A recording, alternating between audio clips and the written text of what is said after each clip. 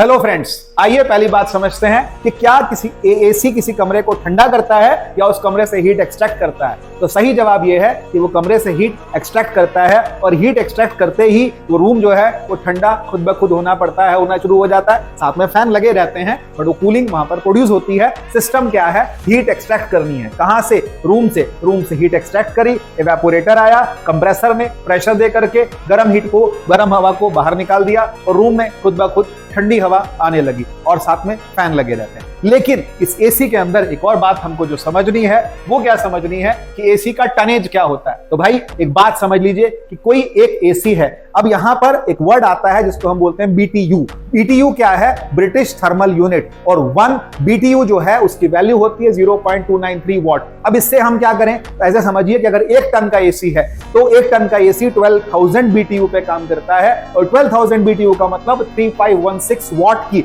बिजली खर्च होती है। अब इसका ये मतलब समझिए कि अगर 1 घंटा एसी चलता है तो कितने किलोवाट आवर की बिजली खर्च होगी? तो कम से कम 3.5 किलोवाट आवर की बिजली खर्च होगी जब आपका जो एसी है वो 1 टन का है। और हम लोगों के घर में लगते हैं मोस्टली 1.5 टन या फिर 2 टन के एसी, तो उनकी बिजली की खपत ज्यादा होती है। 1 टन मतलब 12,000 बीटीयू, 1.5 टन का मतलब आपका 18,000 बीटीयू और 2 टन का मतलब हो गया 36,000 बीटीयू।